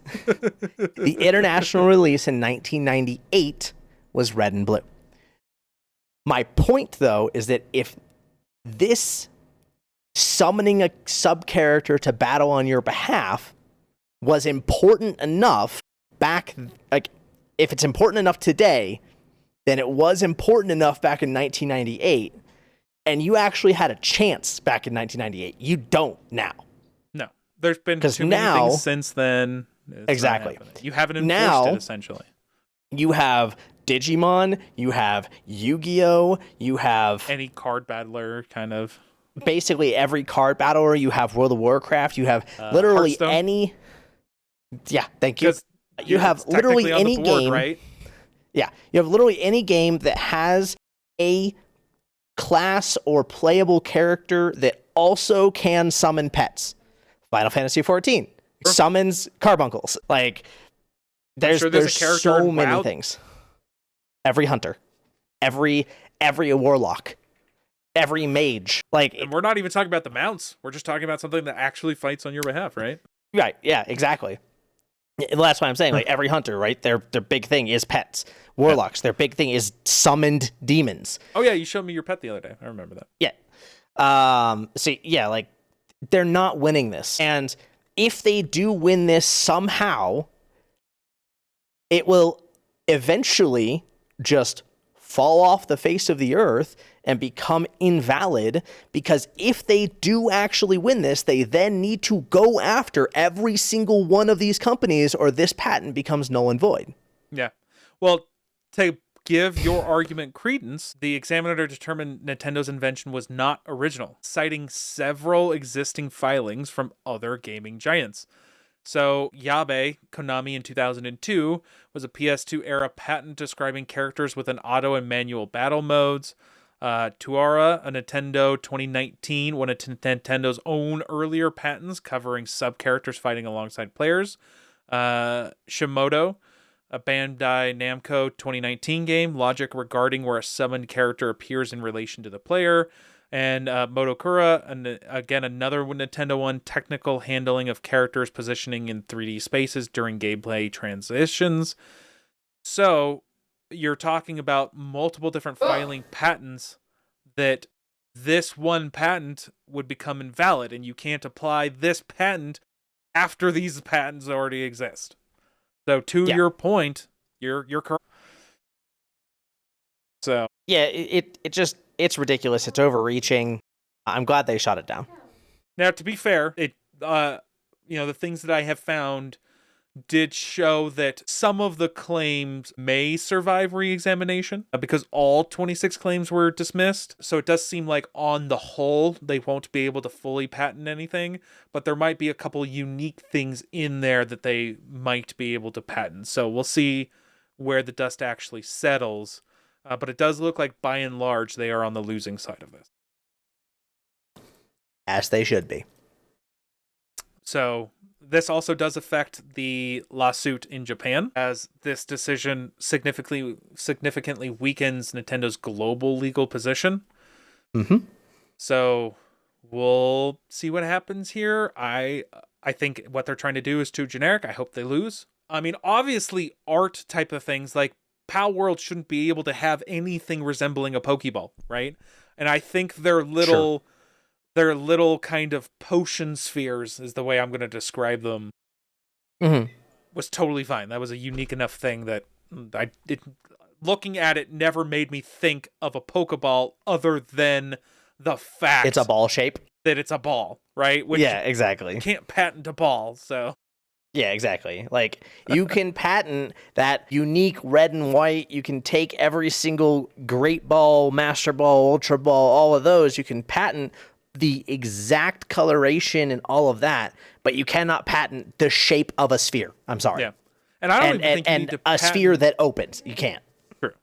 And I don't think they even have to patent the exact color, right? As long as it's got two different colors, top, bottom, a black stripe in the middle, and a little kind of button push in the center of that. Like, it doesn't really matter what color it is. You're clearly going for something. But that's also a very unique design that you can easily avoid. Yeah, absolutely. I mean, if somebody actually drew out a Pokeball halfway through their drawing, I'd be like, oh, it's a Pokeball. Yeah. Oh, yeah. But if somebody drew out, but it has to be halfway through, right? Because I need to see that coloration. I need to see the button. Yep. Right? Otherwise, I'm just going to be like, is it a Voltorb? Because, like, you know? Now, is it a button? Because I know it's in a button in, like, all the physical merchandise they've released. But is it ever actually described as a button? Or is it, like... It's used in the anime. Spot? Okay, fair. It's used in the anime as an actual button. It's been so long since I've seen the original. So long. It's okay. You could just watch the current season, and it's basically the same. I mean, fair. Also, I'd like to kind of clarify, because I put this in here. None of the things we've discussed today are April Fool's jokes, by the way, even though we're recording this on April 1st. I've double-checked all of this. So, this court filing, these records exist. Okay, so this isn't an April 1st joke. Like, this exists. Some of the stories we talked about earlier came out many days before April 1st. We're just talking about them now. So, I just want to be clear here that so far what we've discussed, I have done my utmost to make sure they are not April Fool's jokes. Am I the only person who you could just leave April Fools and I never miss it? Oh, dude, you wanna hear something sad? I got taken for a ride today. I lost money. I literally lost money today on an April Fool's joke. Oh God. Okay, let's go. Yeah. Okay. So, one of the CS YouTubers that I like to watch that does like skin stuff, so I gamble vicariously through him. Oh God. Put out a video like about an update and allowing a certain type of souvenir skin to be trade upable, which it has not been before. And he caught me at the perfect time because I couldn't finish the video. So I couldn't get through the video to see that it was a joke. Because, as you would, you halfway through say, yeah, this is obviously all a joke. And then talk about how you set up the joke and have fun with it, right? Right. So I literally saw it the minute it was posted. So I didn't get to see any comments. It was right before I had to go into a meeting. Oh, geez. And it was like an hour-long meeting. So if I wanted to get ahead of the market, I had to do it now because I can't be on my phone in the meeting. And I only got a couple minutes into the video because of example A and B. So I was like, shit, this is on. And I also forgot what day it was. So thankfully I didn't go ham and spend a crazy amount of money. And obviously once trade protection is up, I can turn around and sell these. But I think at the end of the day, I'm going to end up losing probably like 15, 20-ish bucks on the whole thing. So he got me good. The real April Fool's joke is that it's not an April Fool's joke. Oh no, it's an April Fool's joke. I mean, it would be funny if somehow in next week it turns out to be true and I already have them. But right. Oh yeah. That would be nuts. Yeah, so I actually got taken. I literally got taken for money today. It was just the perfect storm. Video came out at the exact perfect time. I had no time to check up on it. I was like, fuck, dude. I got out of the meeting and was like super excited, and I went and finished watching the video. And I was like, audibly was like, by myself in the office was like, so jeez. Oh. I have World of Warcraft, since we're speaking of April Fool's stuff. Every single April Fool's, World of Warcraft puts out some dumb patch notes that are clearly all April Fool's. However, they managed to thoroughly piss off an entire community. Oh no. If you open that up, what is the first 4 headers? Well, God, where am I looking? New content for role players, large roleplay instances, roleplay fighting, and smaller roleplay instances. They pissed off the entire roleplay community. I see. And the rest of it continues digging into role players. So now, someone who made the April Fool's joke is not a fan of role players? I guess.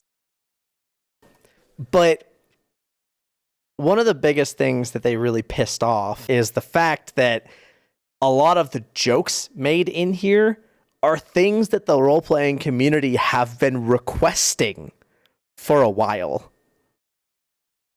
That's a bummer. Yeah, and I'm just like, that's a big Here's F, the thing Blizzard. You want, you aren't getting it. Exactly. So they know that people want it, and they're not providing it.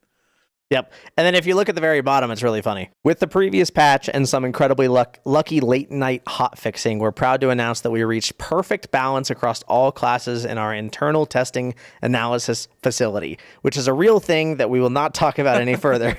Thus, this patch has no need for any class changes. We'd like to take this opportunity to thank everyone who provided the key points of feedback we always needed to reach this incredible milestone. You know who you are. Hunters, all damage and pet damage decreased by 5%. And they're like, hey, no class changes, but also F Hunters. Which is just hilarious to me. Man. Well, some of that's funny, and B, that sucks for everyone that's excited for the role-playing stuff. Yeah, I mean, that was a pretty big F, I'll be real. Yep. Yeah, but did you lose out? Did anyone lose out on actual money? No, but I tend not to jump on crazy things like that. Well, here's the thing. They're high risk, high reward. Here's the thing. I didn't go ham. Yeah. I could have gone way more in deep. Thankfully, I did not get greedy, and I was like, I'm just going to do a couple, right? So, thankfully, my lack of greed saved me from losing out on way more money than I could have. But, that's fair. Because the last major change that people thought was a joke, which was allowing people to trade up to knives, no one thought that would ever happen. Everyone thought that was a joke. Caused the whole market to upend. So I was like, I want to at least get a couple into this. Because I didn't realize what effing day it was. So upset. All right. Well, let's get into our last segment, and we'll finish talking about Nintendo problems in civics and sociology. Alrighty. Taking some look at some things in the gaming community and some of the institutions.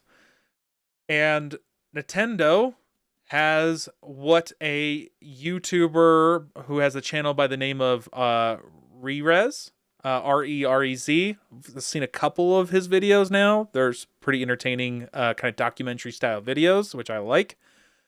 Who went into a very deep dive that I give him credit for, because I would have lost my effing mind, onto the Nintendo store, the Nintendo shop, and he's coined the phrase eSlop, as there is a huge problem on the Nintendo store with asset flips, AI generated games, images, not safe for work scams, bundle scams, and other types of things that are all scammy ways to separate you from your money for a non-good product. Now, to be fair here, Steam has gotten a lot better at this with the community ratings, and we'll talk more about that later, but this is not necessarily a unique problem to Nintendo, but we'll get into what is unique about Nintendo's problem. It's pretty deep on phones, too. 100%. But, again, we'll talk about why Nintendo uniquely has a problem here and not everybody else, even though it is still a problem everywhere. So, for those of you who don't know, asset flips are games that utilize stock 3D models and pre-made code from stores like the Unity Asset Store or the Unreal Marketplace, and basically do little to no modification and put them up on to whatever game store that they want to put it up on. So you're playing essentially what is supposed to be a model that you build on, and they're selling that. So you can buy these types of things for, 50, 80, 100, $200, and then turn around and just immediately sell them. AI generated saturation issues. We're talking about using AI generated thumbnails that may not even represent the final product or what you actually are playing, or they're generating essentially full choose your own adventure story click type games that are all AI generated assets. Images, voices, lines, script, all of it, start to finish, AI generated, with a lot of it not even necessarily making full sense. The naming and not safe for work scams, they're basically using provocative imagery to bring people in to play their games, and then you're playing a very generic game that if you want to see the sexy picture, you're going to need to put together the 12-piece puzzle, because that is such a huge challenge to do. And you're, getting paid money for this. And then one of the big things is the bundle scam tactic. And I'm going to get into this one more deeply first.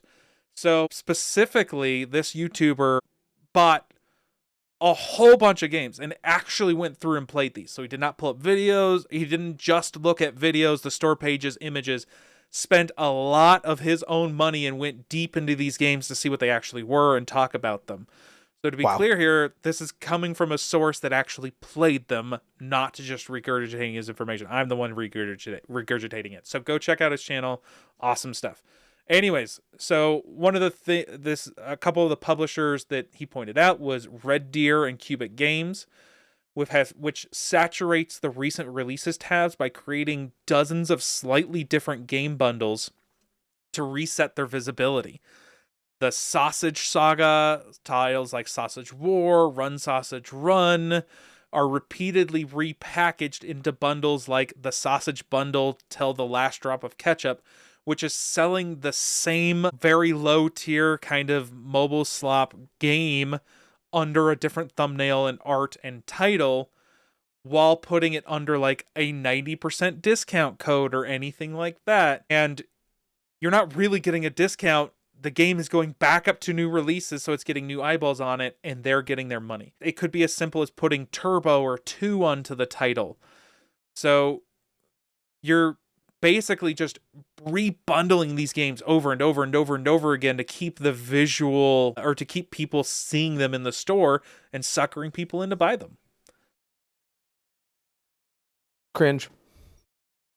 Yeah, it's upsetting that they can get away with this, and this one does seem like more of a Nintendo problem, because I'm not sure Steam would allow you to do this type of thing. No. So this specific one, and there's more, it does seem like a very uniquely Nintendo problem. Now, I will say that Nintendo has implemented kind of a fix for this by limiting the amount of bundles to 5. But 5, I feel like, still gives them plenty of opportunity to scam people. You know, because if you're repackaging the exact same game, not providing anything new, and all you're doing is changing it to Deluxe Edition, Gold Edition, or Ultimate Edition, or New Edition, which are all actual examples, by the way, or you're compiling your games into one bundle and then renaming the actual bundle itself, 10 games collection, 12 party games, yada yada yada, and all is you're just flipping the same cash grab games, you're stealing people's money. So I mean, I know it's in here, but it's shovelware, and we've talked about shovelware in the past. In fact, I think we talked about it an hour ago. And it's stupid, but at the same time, you have to look at what you're buying. No, 100%. But I think a really big problem is that you have children. Yes. Right? Now, here's one of the main problems. You can restrict children from accessing the store, but it's all or nothing. So they either have access to the store or they don't. You can't restrict what they see in the store. So, for example, you can't restrict it to certain publishers, right? Like a great parental tool would be to allow your kid access to the store, but restrict it to Nintendo titles only, right? Or if they're a little older, maybe Nintendo and Square Enix titles, right? Or Capcom titles, or whatever, where you could just restrict it to main publishers, so you in general know what your kid could be getting into if they get, you know, a Nintendo Shop gift card for Christmas or anything like that. Right. So that's one of the bummers here, is that in this instance, the parental tools are kind of lacking. Which is unfortunate. I know you mentioned shovelware. You're also, I just want to go into some specifics where you're also seeing blatant ripoffs, which is not uncommon. So a very popular indie title, Squirrel with a Gun, which is exactly as you would picture what this title of this game is. There's a game on the Nintendo eShop called Squirrel Madness, which is terrible, awful, and completely broken. If you want specifics, go watch the Re-Rez's video. It shows you actually what's happening in there. And, you know, you're charging a few dollars for this title. It's not even worth that. For you, I put this one specifically in here. There is a game called Peak, the Co-op Climbing Crisis. Oh, God. So famously, or not famously, Heru does like Peak. We've talked about it before. And there is a essentially rip-off clone that is available on the Nintendo eShop, and not shockingly, it uses AI-generated stuff and is garbage. So, yeah, you're also preying on people's misinterpretation of what they're buying. You know, someone might hear this in passing and go, "Oh, it's this title," and buy it to try it out. And one of the problems, again, we talked about how we would mention unique problems with the Nintendo eShop, is there's not a good refund policy here. Yeah. Jeez. So Unlike Steam, where if you're under 2 hours, you can get a refund for the game. And even then, you could plead your case. Hey, I bought this game, accidentally left open on the menu. You can see I have no achievements. Finally tried playing it. It's utterly broken. Chances are, if it's a real case scenario and they can look at all the background statistics, right, you can probably still get your money back. There have been plenty of famous large titles that were broken at launch that people put 5 to 6 hours into that they got refunds for. So actual customer service here. Chances are, if you're buying a game on the Nintendo eShop, you're not getting a refund. Now, again, to give Nintendo credit, they have started issuing some refunds, specifically with Dispatch, where it wasn't clear that a lot of the game's more explicit things were censored. So, like Black Bar censored. Oh, and it was forced? Huh? It was forced? Well, I assume that to get it on the shop in a certain way, they were required to censor it in some way. But the problem is that it wasn't made clear in the store listing that those things that were censored. So people bought it thinking they were getting the exact same title that was on PC, and it wasn't. So Nintendo did issue some refunds for that. So maybe they're getting better about it, but they don't have the nice, same consumer-friendly policy. So quite often, if you buy these games and play them, you're kind of stuck with them unless Nintendo decides to ordain your presence and investigate your claim and see that the game is actually broken and a ripoff.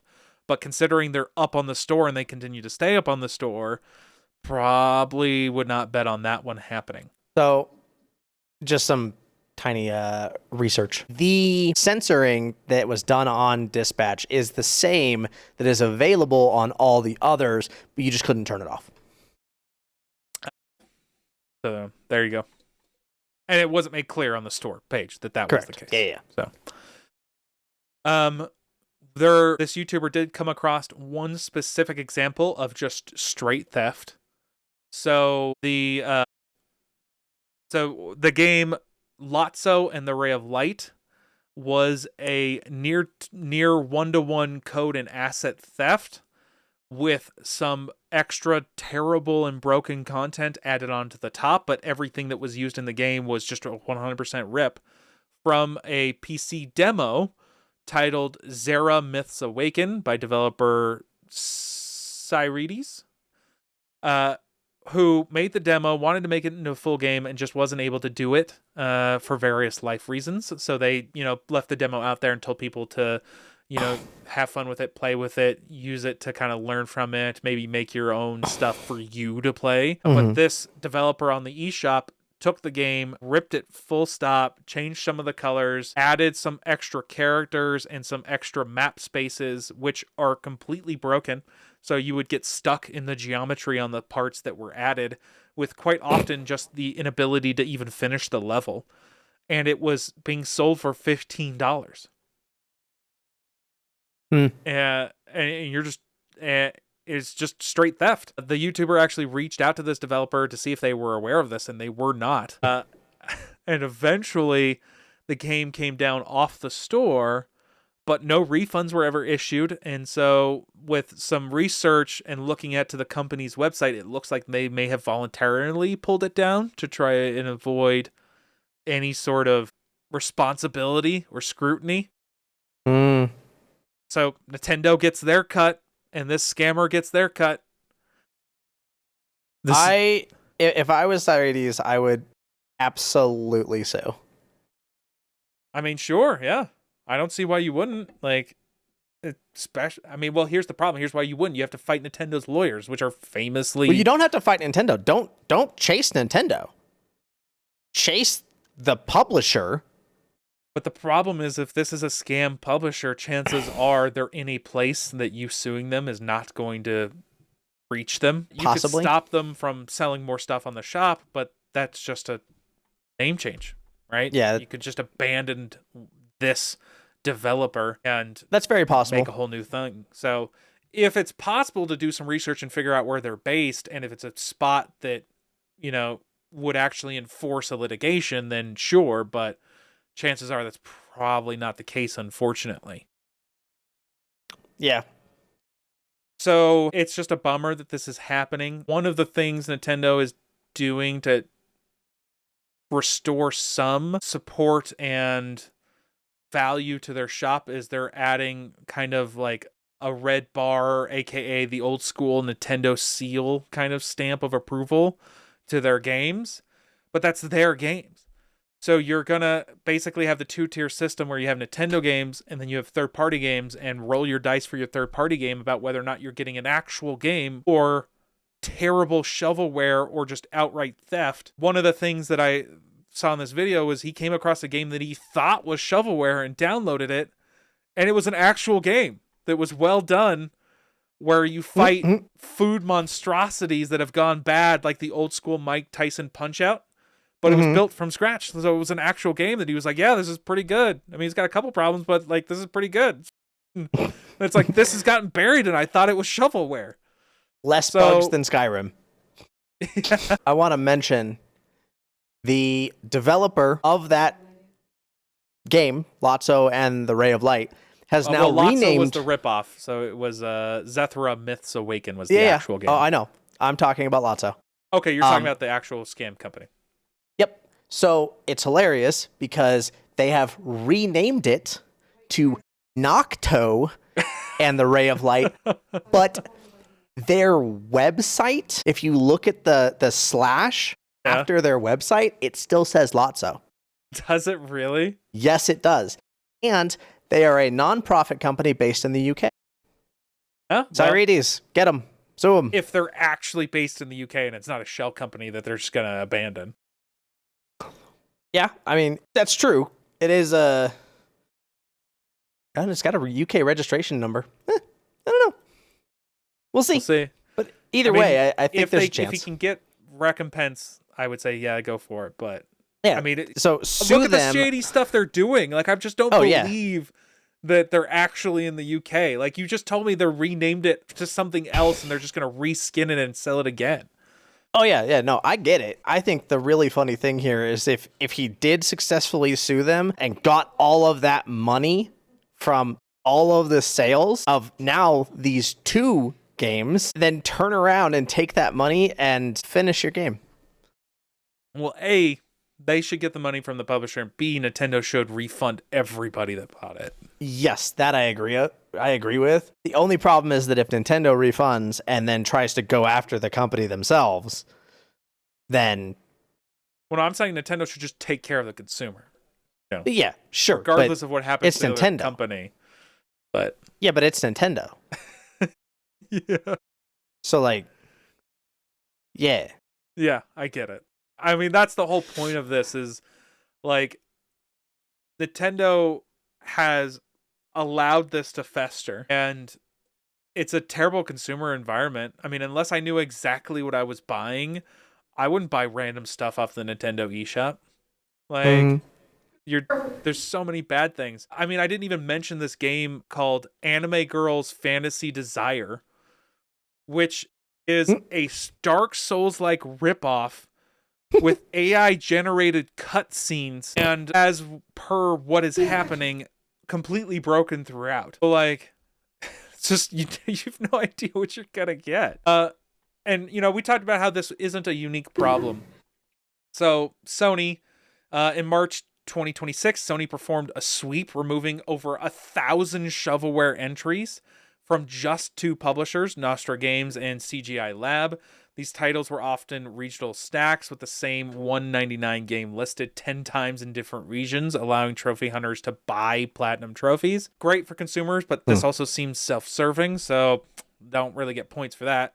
Sony has officially codified a ban on repetitive content, games that are essentially reskins of existing games with near-identical trophy lists, which are now flagged for immediate removal. Great. And unlike Steam, Sony's refund policy is a lot more rigid. A refund is generally only possible within 14 days if the game has not been downloaded or streamed, which makes it impossible if you download the game to find out it's slop. So, not great. Microsoft has an Microsoft uses an algorithm that detects when a publisher attempts to dominate the new releases tab by listing the same game or bundle skin multiple times. Publishers are now restricted from crowding out competitors through redundant SKUs. This is actually good. Sony and Nintendo should implement something similar.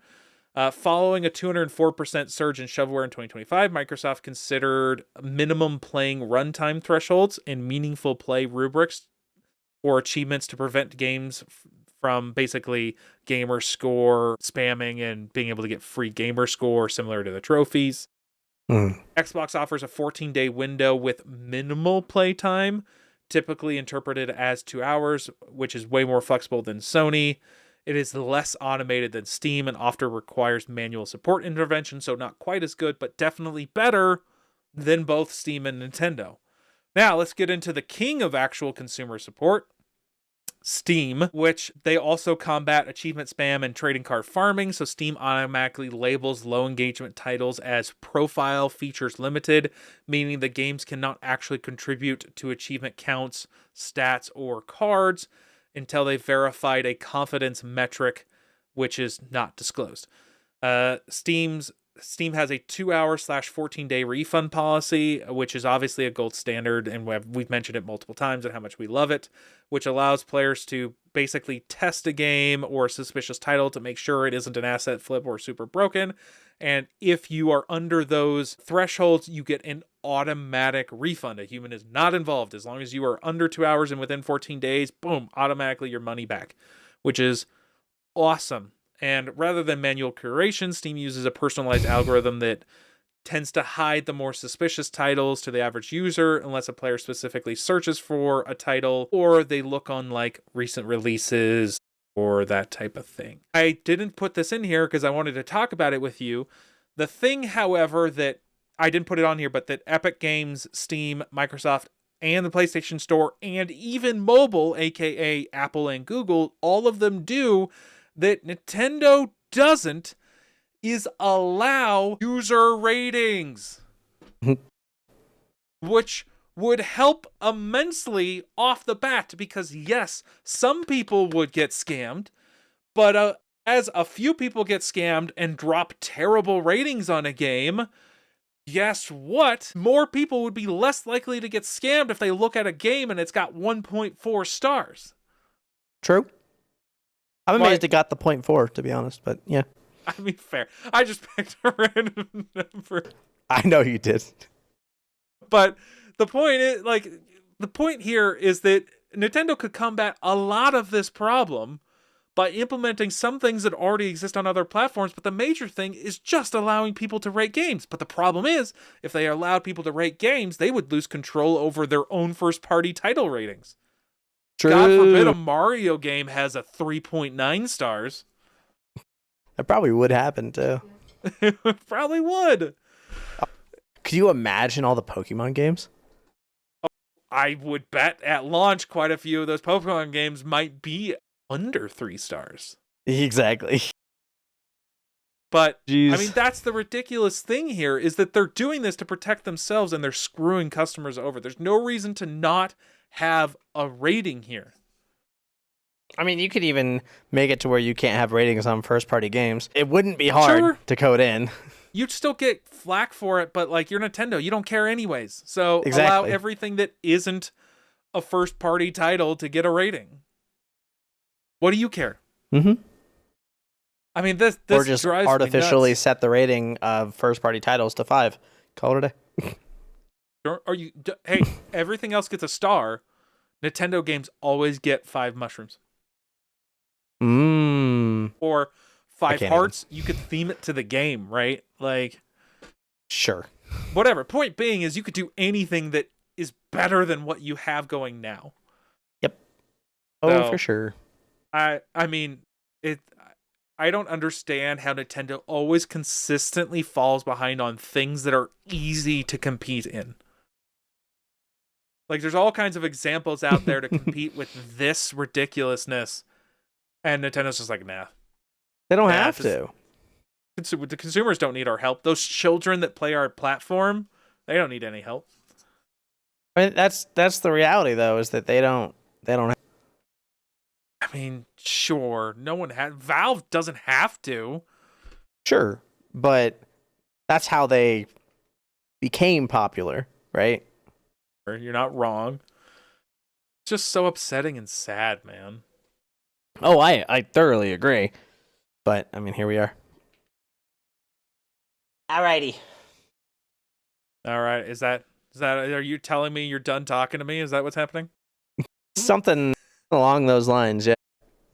Fine, I'll get off my Nintendo soapbox and let you end this week's course. Alrighty, people, close your books and pack those bags. That's all we have time for this week. Nintendo. Heru's tired of my Nintendo and Sony discussions this week. I guess I'll just, go cry in the corner or be angrily muttering to myself for a while just to calm down before I go to bed. Average Wednesday experience. We hope you enjoy your time off and look forward to your participation next time. Peace. See ya.